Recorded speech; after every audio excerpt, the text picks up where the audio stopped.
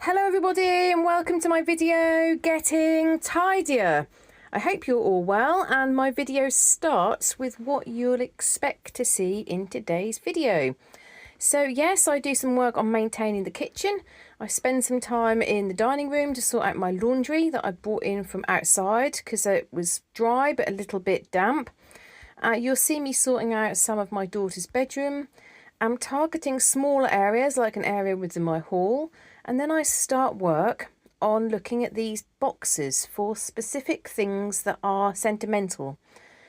Sentimental boxes, or whatever you'd like to call them. A number of you have suggested these to me, and I thought, I'm not really sure. And then the more I thought about it, I thought this will suddenly be a home, a place, for these random bits and pieces that we want to keep that don't have a home. So thank you very much for the suggestion. So you'll see I spend some time on that. I'm also taking the approach that is our box, and if we go over the box we need to take something out. So I'm going to try to be quite strict with that. We've only just started, so I don't know how it's going to go, but I do think it's a good idea. So for example, I found a little piece of plastic. It had got a little pin on the back which had been taped with an old plaster, and you could barely read my husband's surname on the front of the badge. And I said to him, "Is this for the bin or for recycling?" And he took it from me. He went, "Oh." That was the badge that I wore when I joined my first job, because he was in the forces. So I said, "Oh right." I said, "But you don't need to keep it now, do you?" Oh. And also his first badge for another job, a photo badge, like photo ID. So I said to him about that. No, he wants to keep it. So those two things is a personal choice, isn't it? What we find, some of us find value in, others of us don't. So he wants to keep that. So they were the first two things in his box. I've got quite a few things, and once I get over the box, then I will start re-examining things. The interesting thing is, some of the things I've looked at and thought, oh no, they can't have a place in the box.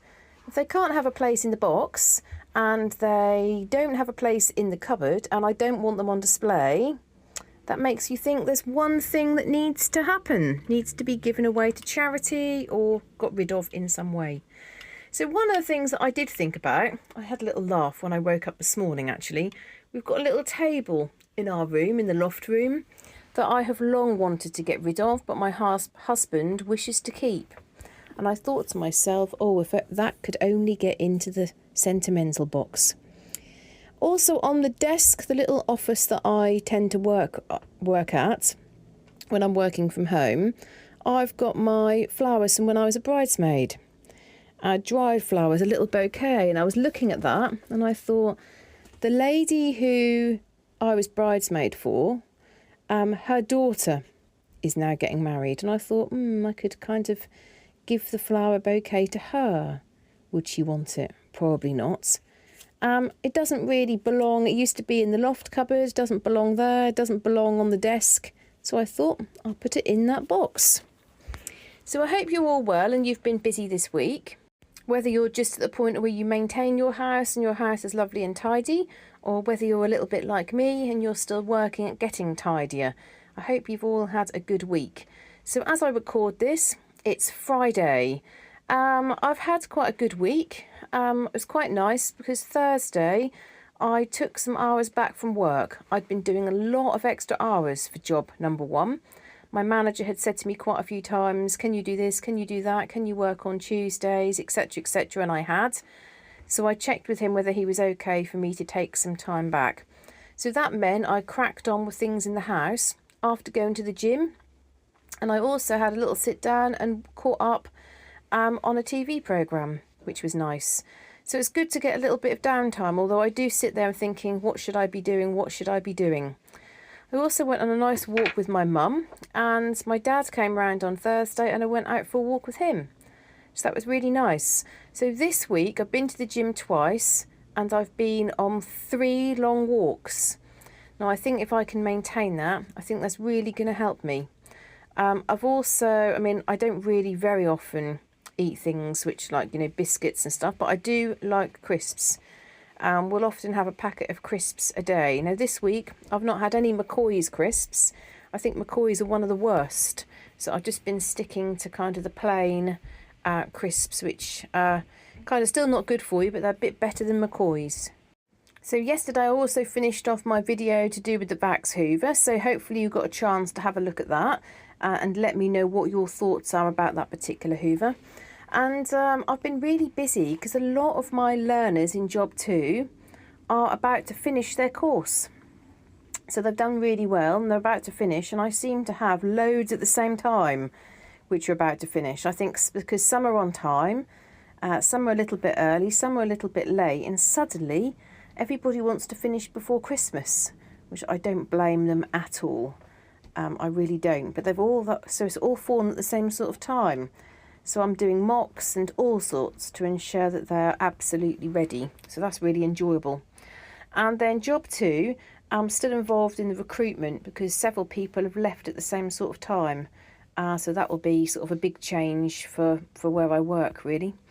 So you can see in the kitchen, I'm maintaining the kitchen, keeping the work surfaces clear.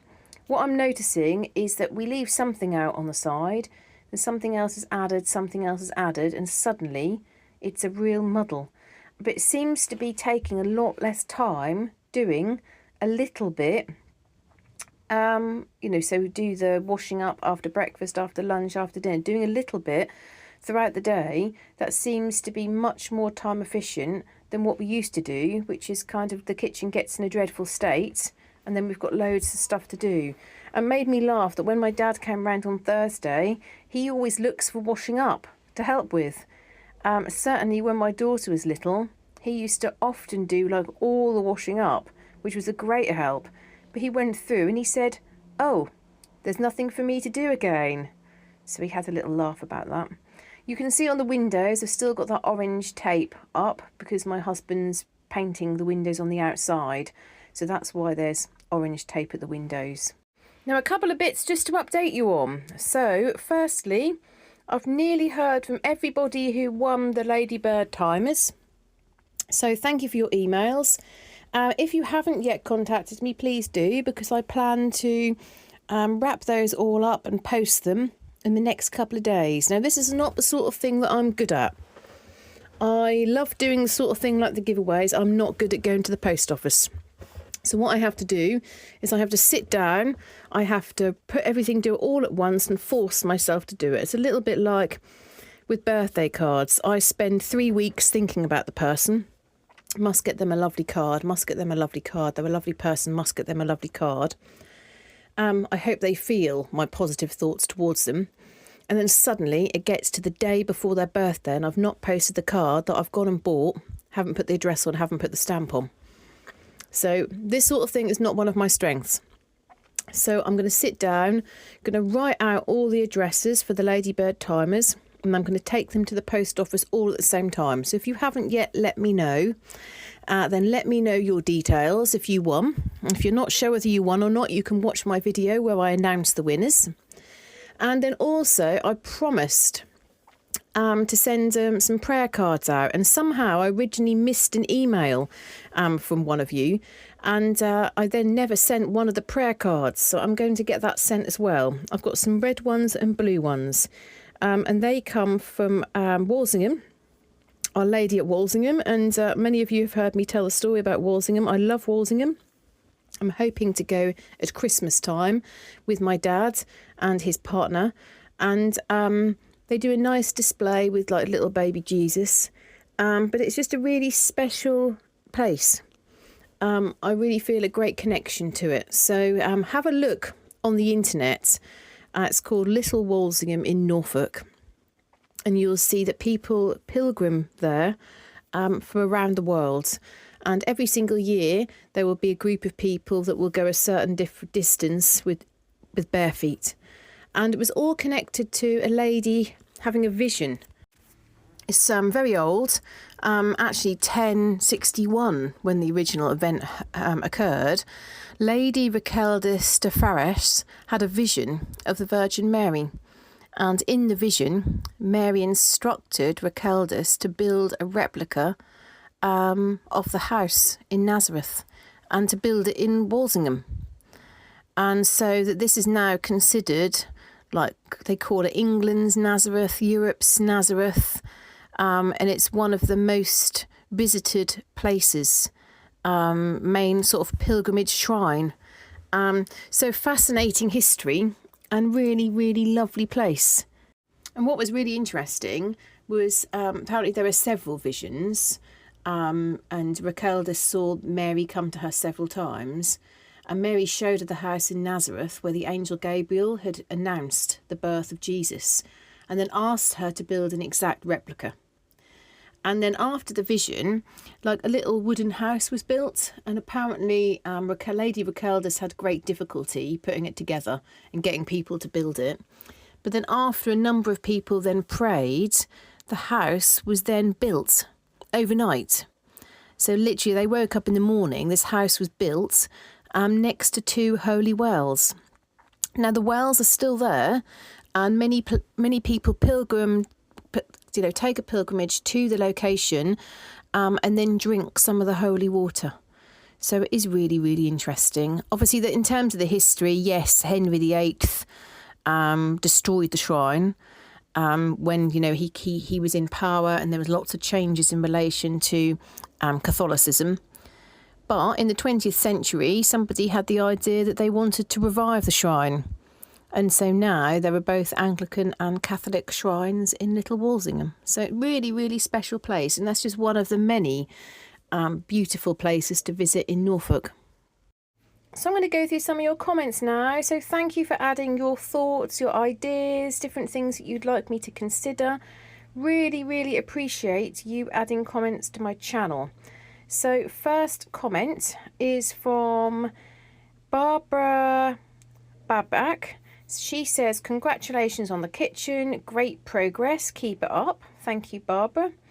Dana Parsons says, your home is looking comfortably minimalist lately. Oh, I've been called many things.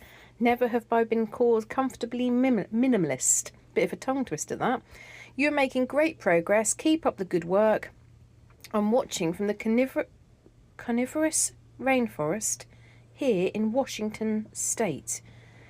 Now, I've never known that there is a rainforest in Washington. So after I read that message, I then had to look online to find out more. So thank you for that, Dana. Wendy Jones says, one thing I wonder about your haul, you don't seem to have a hall stand or rail to hang coats or a shoe stand. Wouldn't that help the whole situation? Wendy, yes, in many ways it would. All the shoes are, I was going to say positioned under the understairs cupboard. Probably be more accurate to say thrown in the understairs cupboard. That hides a whole multitude of items under there. So the shoes go there. Now the reason why I don't have a coat stand, and people have said this to me before, is because I know what it would look like. It would look like a complete mess, and I don't want to see that in the hall. I would much rather have all of the coats hidden in the pantry. Or if I ever put the door on the back of where the outside toilet is, I'm going to put the coats in there. But of course now I've been prevented from doing that because a hedgehog has made that porch area its home. So I can't put a door there at the moment. That was my plan for this winter.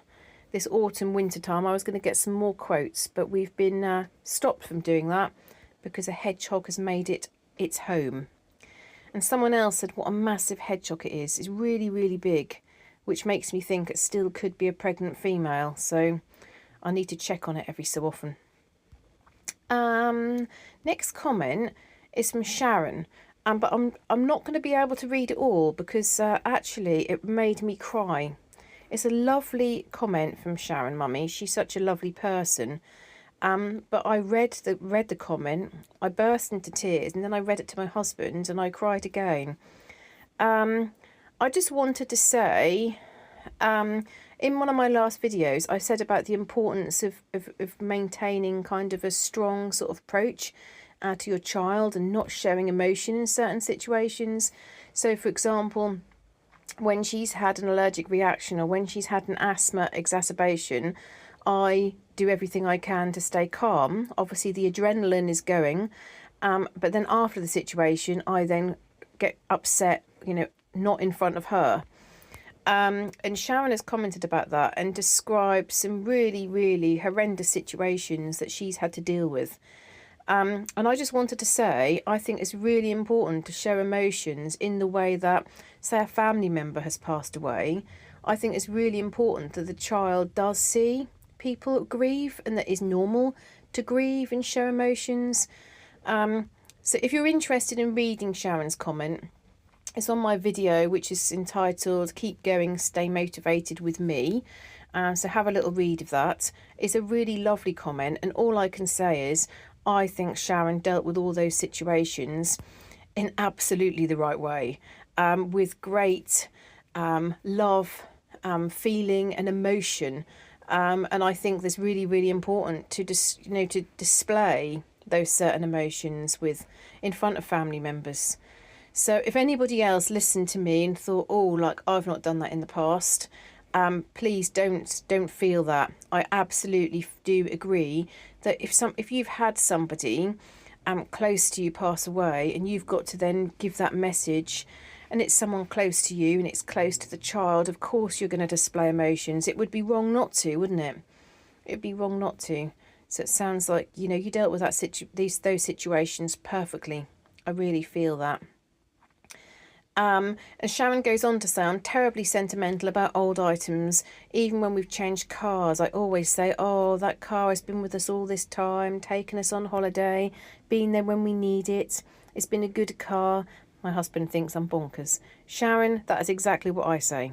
I love my little car, and I said the other day to my daughter, oh, why, so we could always change it and get one that's slightly newer. She went, no, we couldn't get rid of Betty, because I've named the car. That is a big mistake, to name the car. My advice is never name your car. Aww. So next comment is from Kimberly Woods. Now Kimberly is from Texas. There's quite a few people following from Texas, so welcome Kimberly. Thank you for commenting. Kimberly says, Emma, I was watching one of the first episodes and I couldn't believe the difference. I wonder if you realise how far you have come. I like the idea of the fridge in the pantry and the washer where the fridge is. I got 2 ads on the last video, so that is working. Houston, Texas here. Thank you very much for that comment, Kimberly. Now, mentioning about adverts on the video. So thank you, massive thank you for those of you that are watching the adverts on my video. Now, a couple of people have said, help, Emma, there's an advert for 45 minutes. Help, Emma, there's an advert for 2 hours. Now, of course, I'm not expecting you to watch those. You can skip after a certain period and it's still calculated. Someone once said to me, for the longer adverts you have to watch for a minute, and for the shorter adverts you need to watch for 30 seconds, and it still counts. Now, the reason why so many people are doing that, for those of you that are new here, is to help the charity that I'm supporting this month. So this month I said that anything that I get from ad revenue will be going to a charity called TLC, and they provide teddy bears to children that come into accident and emergency very distressed. They create an immense amount of comfort for the child and for the parents, and also they are used as a tool by medics to support the child and encourage the child to talk about how they feel. Now, in terms of ad revenue, I don't get much at all on my channel.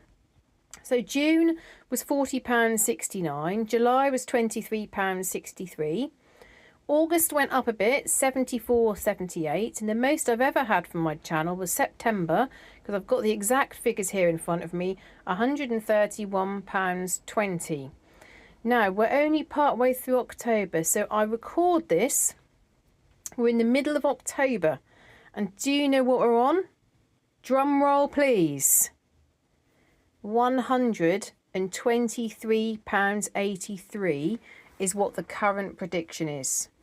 So a massive thank you to those of you that have watched my videos, liked and commented, and have meant that we've got that amount of money so far predicted for ad revenue. A massive thank you. So when you like and when you comment or when you hype, that all helps other people see my videos. And for those of you that have gone back and watched old videos, really, I can't thank you enough. You're so, so kind for supporting the charity. I always think people are so, so charitable and also supporting me at the same time. So a massive thank you for those of you that have done that. You're all making a big difference. And I know some of you will be playing those videos for ages thinking, this is making much difference. It is. It really is. So thank you so much. And when I said to somebody I was going to try to get to £60 and then £80 and then 100, and I've got some of you saying, let's aim for 200, I just think, oh, wow, you're so kind. So the next comment that I wanted to read through was Suzette Davis. Suzette says, you are making real progress with lots of hearts. Thank you, Suzette. Alison Kirkwood. Now, Alison's a new subscriber from Scotland. Now, Scotland is a place that I have not visited enough. I went for a meeting many, many years ago, took a plane from Norwich, flew into Edinburgh, had spent the whole day in Royal Bank of Scotland offices, and then flew back. And I felt really miffed that I'd not really had a chance to look round. And then another time I was working very, very close to the border, and I literally drove over the border and came back. I would love to visit Scotland and to get a feel of the beauty of Scotland myself. So Alison says, hi Emma, I'm a new subscriber from Scotland. I really enjoy seeing your progress. I think you are doing great. Remember to be compassionate to yourself as you work so hard. I'm a therapist and I love working with clients who find it difficult to let go of items. Oh wow, that's interesting. I have a couple of suggestions I would like to offer if that's okay. Could you organise a Christmas tombola for girl guides and you could donate the wine that you don't want to drink? I wonder if it would be helpful to do a declutter, sweep through your kitchen now it's so tidy. I'm also curious to see if by tackling the pantry and the coats, would it make you feel more organised? I find your chit chat super engaging and look forward to seeing what you share next. Thank you ever so much, Alison. I imagine it's fascinating when you work with clients who find it difficult to let go of certain items. I think people connect emotions and feelings and memories to items. And once you connect memories to items, I understand that there's a fear if you let that item go, you lose the memory and you lose those feelings associated with that. Very complicated, isn't it? But that's great that you do that work.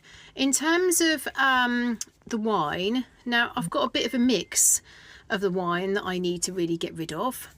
I've got some wine that is very old and I don't plan to drink it, but I don't want to get rid of it. For example, I've got a bottle of wine from an Italian holiday that me and my husband had. I've got bottles of wine that somebody have given me that is now no longer alive. And some I probably just, yes, I need to give away. I don't think I'd feel like this about wine, but in the past, I've not been able to give things when I give things away, I don't want to see them again. If I see them again, I'm then reminded of them. And then if other people are looking at them, I suddenly have this feeling where I regret giving them away. So I'm better just to give them away and never see them again. I probably wouldn't feel the same about the wine. We do sometimes have wine on part of our Easter evening where we invite all the parents and people within the community. So we always do a session around sort of Easter time where people come in and there's all different stalls. And sometimes we'll have wine as prizes, which obviously we can't give out to the girls. But as long as they've got their parents, the parent can win. So that definitely is an idea. Thank you. And I do think you're right. Now areas are tidier, I think that I can do more decluttering. Definitely. With the pantry and the coats have got a bit ridiculous where all the coats are now on the back door. When I did my pantry declutter, which you can sort of scroll back and see probably more than a year ago now, I should think, I did it in 2 parts because that took me too long. I've got to admit that when I now look back a year on, I took an awful lot out. I did get rid of some things, but some things I put back and I really shouldn't have. But I did do a big sort out of the coats and the jackets, and the only ones at the time that were allowed to be on the door were ones that we are wearing now. whereas the door has suddenly become the home for all of the coats from the summer and the winter. So I need to sort that out and change that around. And there's probably some coats and jackets that no longer fit my daughter that I need to get rid of. But I am funny about things. As you were clearly interested, Alison, about this sort of thing, I just now popped out for lunch with my husband, which was very nice. And we sat in a lovely part of Norwich.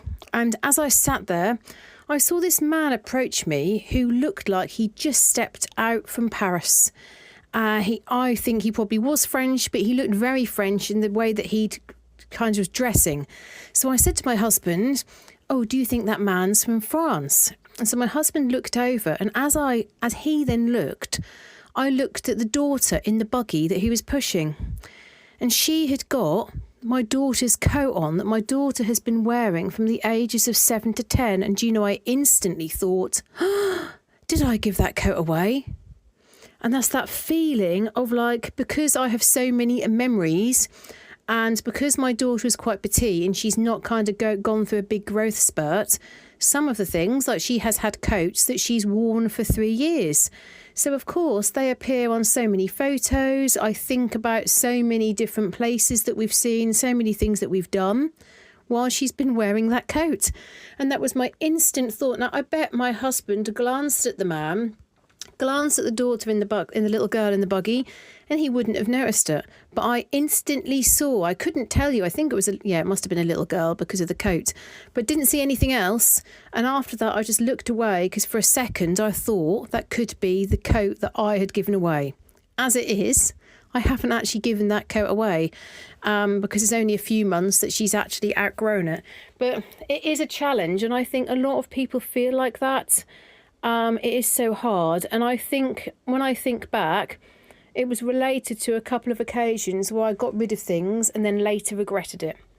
And I think if you have that situation where you get rid of something and then regret it, it does affect your decisions in the future. Barbara Palmore says your dad had a great idea about the little cot. Somebody for sure will pick that up. Thank you for that, Barbara. That means a lot to me. Josephine Brown says, "Hi Emma, your kitchen and dining room looks wonderful. Well done. Lovely to hear about your little visitor in the garden. Love from Australia."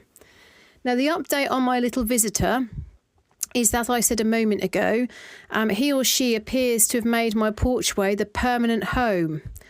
So to support that, I've got one of my old Jack Garden coats and sort of wrapped that up a little bit further. So I'm hoping it's going to be very snuggly and warm. If we have a situation where it gets really, really cold and there's even snow, then I will have to kind of clear it all, make sure that can get out, because hedgehogs still wake up throughout hibernation, sometimes to get food, to get drink. So I need to make sure that it's kind of set up so that if it does wake up looking for food and drink, it can get it close by and then it can go back under its covers and blankets and coats. Dulcie Rose says, "Hi Emma, great to see your kitchen and dining room looking so clear. Regarding the Silver Cross pram, the trouble with them is they don't fold into cars. And most people these days use their cars a lot for shopping or days out." Now, you're right, Dulcie. Now, lots of people commented about no one wants those nowadays. That is not suitable for people. You can't get them into shops. Lots of similar comments. Someone said they got rid of one because their son and daughter didn't want it. What I would say is everybody told me the same thing when I bought it. But I wanted one, and I always said that if I had a child, I wanted a Silver Cross pram. So I couldn't put it in the car. I was in that same situation. I mean, we're only talking just over 10 years ago that I stopped using it. So all the views about it not being suitable for modern living were as relevant now as what they were then. So nothing has changed. There were shops that I went into that, I tried to go into and you couldn't go because the pram was so wide. I used the pram for local walks. So my daughter used to go to sleep, a nap twice a day. But as she got a bit older, once a day, the nap got dropped and she would go in there. We would take her out in the pram to walk to the park and back. I'd take her in the pram to go to Tesco and back and put all my shopping underneath the pram. So I do hear what you're saying. She may decide, if she has children, she may decide that she doesn't want to use it. But chances are, if she has children and they come to our house, I'll have the pram here that I can use. So who knows? That's the thing, who knows? I know that my mother and father-in-law, they had one for my husband and his sister, and they did it all up and sold it, and they both regretted it. They said that for the amount of money they got for it, they wish they'd held on to it, and they wish they'd have been able to use it for my sister-in-law's children and for my husband's daughter, my daughter. So who knows? It's taking up space, but at the moment, there are other things that we need to declutter over that. I mean, at the moment in the shed, you can't even see it because there's so many other things that we need to look at decluttering. And I do need to do something with the shed and the man cave, but I'm prioritising my house first of all. Angela says, easy to keep the pram, and should it not be suitable or a little tired, they can always put their dollies in it. A definite favourite. I agree. Cynthia Miller says, hi Emma, first off, in answer to your question about this is really interesting. So Cynthia washes her fruit and vegetables, which is something that I think is really important, but a lot of people say to me, you don't need to do that, it's a complete waste of time. What is the point of that? But Cynthia says, I wash them in a solution of 2/4 water and 3 teaspoons. Is that what you mean? 2/4 water and 3 teaspoons of baking soda in a large bowl. Let it sit for 15 minutes, rinse then dry. Store in a sealed container with a piece of paper towel. They will last for weeks in your refrigerator when handled this way. That's interesting. So I always wash vegetables. Apparently my husband doesn't always, because my daughter said the other day, oh, you're washing my tomatoes. Daddy doesn't do that. I just smiled.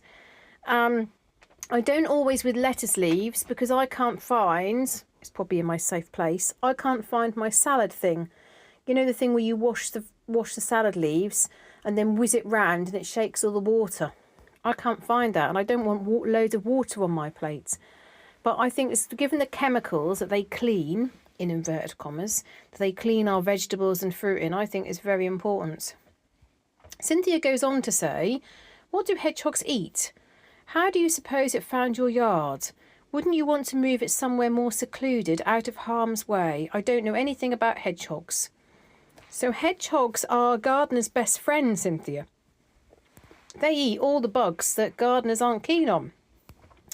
They'll eat slugs, snails, all sorts.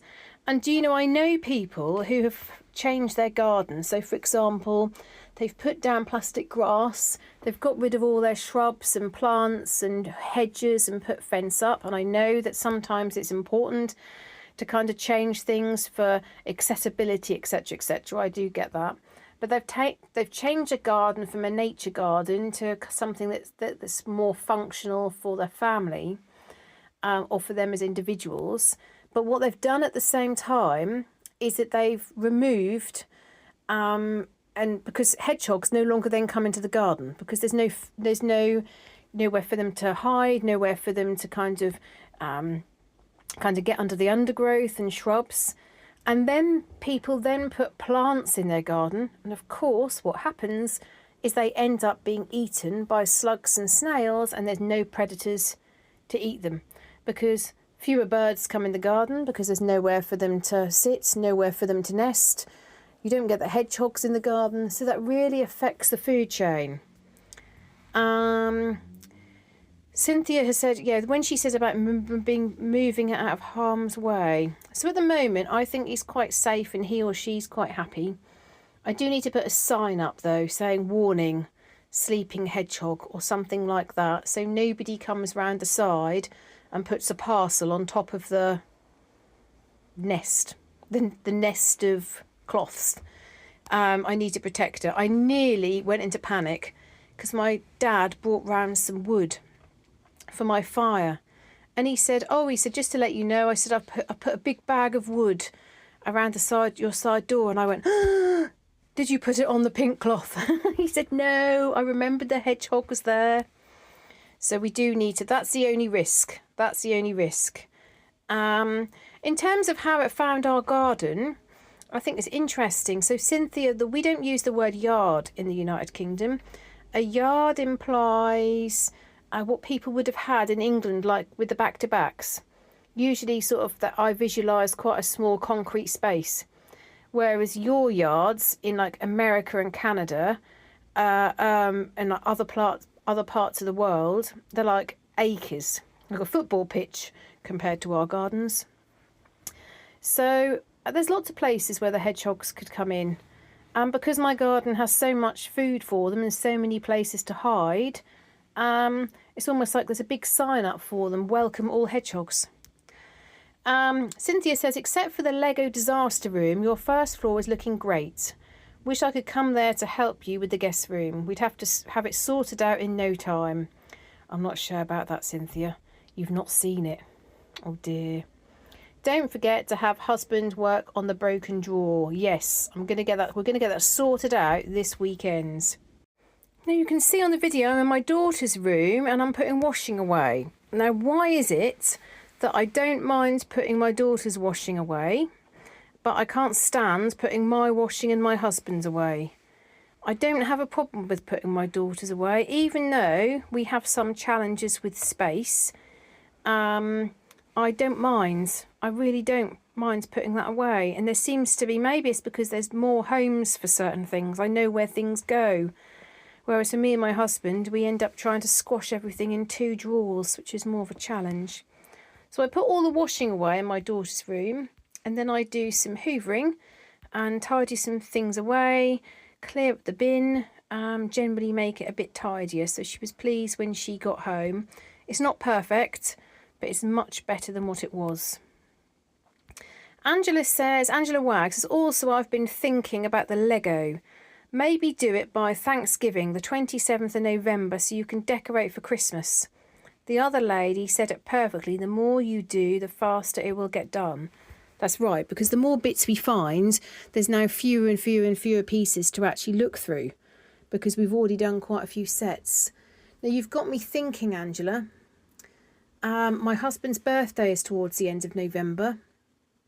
So I think, yes, you're right. We need to set a target. And I work much better if I've got a deadline. So I think we need to set the deadline, and we all need to work to ensure it happens. And you've also made me think there's no way I can put the Christmas tree up in that room when the area where the Christmas tree will go is absolutely packed with Lego. So thank you for that suggestion. I shall speak to my husband and daughter later today about that. Deja Grenage says, hello Emma, I love hearing your cheery voice. Just lovely. You are doing a wonderful job. Stacey from Virginia. Thank you very much. Gaynor Ferris says, hi Emma, I loved hearing about your prickly visitor. How lucky are you? Great progress around the house. Norwich looks wonderful and sounds wonderful. I love the story about the grey girl, and I agree, everyone can't be lying. Are you not exhausted? I'm exhausted just watching you. Sleep well, friends. And Gaynor has added a little emoji of a cup of tea and a little face and a little sleeping face. I do sleep well at night, Gaynor. I said, thanks for your lovely comment and got to keep moving forward. And she replied and said, you sure are. And you're doing brilliantly, but remember to take time out to enjoy your progress. Invest in being kind to yourself too. Thank you, Gaynor. That's very nice comments. Appreciate that. We just have an incredible amount of history in Norwich. We really do. So the story that I told of the grey girl is just one of many incredibly interesting stories. So historical. And actually Norwich is called the City of Stories. So if you are interested, definitely read up. And then when you visit Norwich and you come and visit me, you'll know about some of the stories before we visit some different places, and I can show you around. So you can see, although I'm hoovering and I have tidied up to a degree, there's still lots that need to be sorted and cleared up.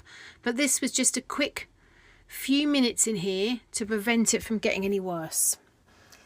Also, I keep being reminded there's the flooring that we need to take back. So remember that we want to replace the flooring in my daughter's room. The reason why we've sort of paused on that is I don't want the trim. I don't want the trim that will be required when you have the wooden floor, because you've got the skirting boards, you'll have to have a trim to cover up the gap. And the only other alternative, I do know one person in our sort of extended family that's done this. They've had the skirting boards removed and then put back. But this is difficult for us because all the skirting is from 1928, apart from downstairs where we had to get that specially made. You have to take all the measurements and go to a specific place where they will make your skirting, because you cannot buy it. You have to have it all made to fit in with the sizing and the period of the house. And kind of on top of that, it won't be seasoned or be anything like as good a quality as what the house currently has. So it's a bit of a challenge, really. So you can see in the video at the moment I'm cleaning that downstairs window. This is one of the windows that my husband has been repairing on the outside. This is one of the original windows, so it's still wooden. And because of that, it does seem to get kind of more dust that can come in almost from the outside. So I was going along the ledges, cleaning all the ledges, and then I found some wipes in the pantry. Don't normally use wipes to clean, but I just thought, oh, I'll use these wipes. Now I decided to put back my coffee pot. Unfortunately, the coffee pot is full of things that I didn't know what to do with. So I'm going to look at that for another day, but I do need at some point to empty the coffee pot out. Then I took the little sewing machine contraption and I took that upstairs in those boxes, and I started spending some time sorting through the boxes. So there's a box for me, you can see the little sewing thing there, and a box for my husband. So I started putting the car in, a couple of things that are with his grandmother's that we want to keep, the little Norwich City figure. It's funny because actually the little things from his grandmother, the little brass containers, he's probably not interested in keeping those, but I've put them in his box because that was his grandmother. I want to keep them. So I then started sorting through some other bits and pieces and deciding which boxes should they go in. And then I emptied the basket and then I started looking in the box. And then I thought, okay, I'm going to go through some other flat surfaces that I've covered. What other things can potentially be put in these boxes? So I went through where there was some sort of cards and sentimental items. I know people will say to me all cards need to be put in one place, but please one step at a time. And there were some other things that I think probably that I'd kept hold of, but actually could go in the bin. Not sure that I actually need to keep hold of them. For example, I was keeping hold of a box and I put that in the kind of the box there of special things, and then realised, do I really need to keep a box in a box? But we'll see. I'm only at the start of this journey. I'm only just doing it, aren't I? So I might need to take some things out.